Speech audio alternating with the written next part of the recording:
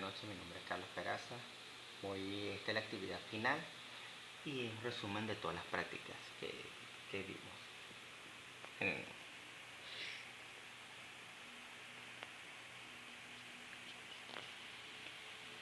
Práctica 1. Distribución de la tensión y corriente a lo largo de un dipolo simple de media onda.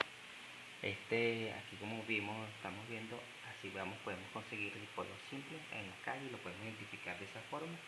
Como tú ves, tiene una forma muy sencilla y tiene bastantes funciones. Vamos a ver a continuación de cada una de ellas.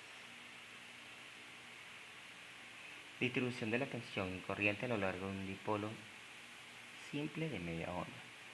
Las antenas dipolo reciben entramiento de ondas de radiofrecuencia. Existen varios tipos de ellas y tienen una forma muy sencilla cada una de ellas.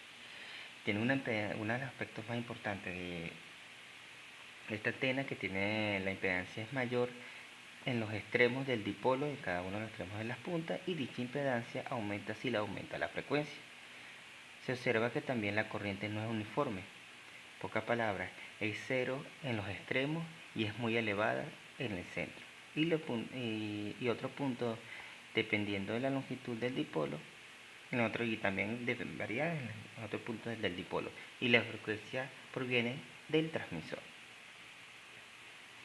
Aquí en la práctica 2 podemos también, que es la respuesta de la frecuencia y medición de la impedancia de los dipolos simples de media onda y los efectos del espesor de la antena.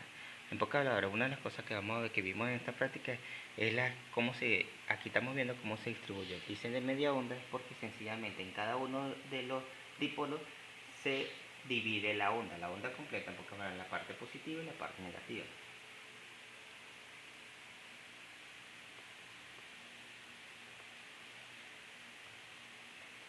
Como ya dijimos, también el dipolo recibe intermitentes ondas de radiofrecuencia.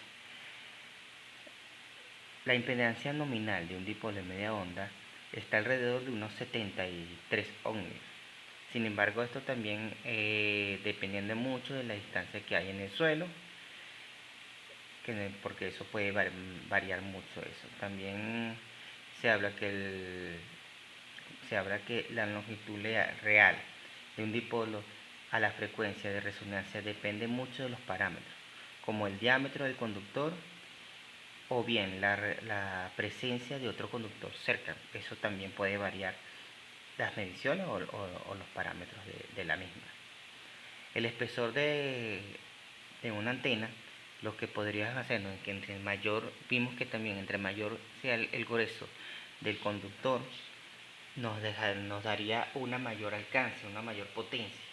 Y si es menor el conductor, también ahí lo vamos a detectar que es menor la potencia. Eso lo pudimos observar porque cuando tuvimos un medidor de campo y lo utilizamos, si nos íbamos alejando de ellas, veíamos que el patrón de radiación iba haciendo cada vez la potencia de radiación iba a ser menor. Y cuando nos íbamos acercando a ella, ahí veíamos que aumentaba. Cuando pusimos un conductor de mayor diámetro, vimos que la potencia iba reduciendo, pero menor. En pocas palabras, teníamos más potencia y podíamos, en pocas palabras, distribuirlo más. Eso nos podría servir dependiendo de cada una de las especificaciones o lo que queremos realizar con ella. Las características del dipolo plegado y las llaves. Tenemos aquí un dipolo plegado y unas llaves. Uno de los aspectos más importantes que vimos de cada una de ellas, que por lo menos, estamos viendo que el dipolo plegado nos puede dar una economía en espacio, porque pueden ser ubicadas en espacios muy reducidos, pero este tipo de economía que estamos teniendo con ellos nos va a afectar directamente en la eficiencia. En pocas palabras, es de una eficiencia recortada o reducida. Las Yaris no, las Yaris tienen mayor rendimiento y se utiliza para transmitir ondas de radio. En la práctica observamos cada una de ellas y cómo era el patrón de radiación de cada una de esas antenas y para qué nos podía servir.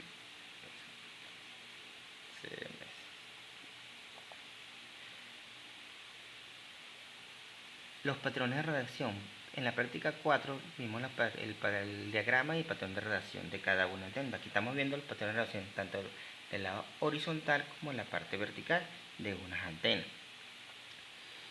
Los diagramas de radiación de una antena se define como la presencia del gráfico y las características de radiación en función de la dirección angular o coordenadas, la azimut o la elevación. Se utiliza un sistema de coordenadas esférico. En pocas palabras, aquí lo que vamos a ver es cómo el comportamiento en la onda electromagnética a nivel del espacio en coordenadas, en pocas palabras, coordenadas polares o esféricas. Vamos a ver cómo es la distribución de esas ondas electromagnéticas y cómo las podemos reflejar o cómo las podemos graficar en el espacio. Utilización de las líneas ranuradas. Este es un dispositivo que nos puede ayudar a hacer mediciones con mayor precisión.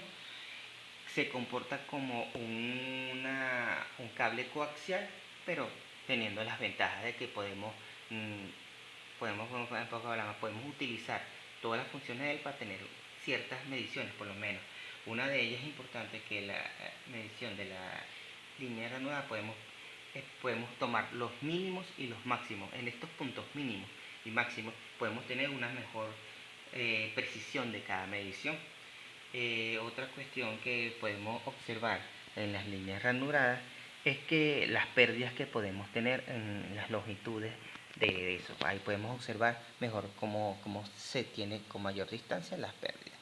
A mayor diámetro también estamos viendo que el coaxial tiene menor pérdida y también en las líneas de transmisión se genera una resistencia e impedancia dependiendo de las características de cada una de ellas. Hay varios aspectos que podemos observamos en cada una de las prácticas, que tenemos que tener en cuenta en cada una de las utilizaciones. Si vamos a tener ciertas antenas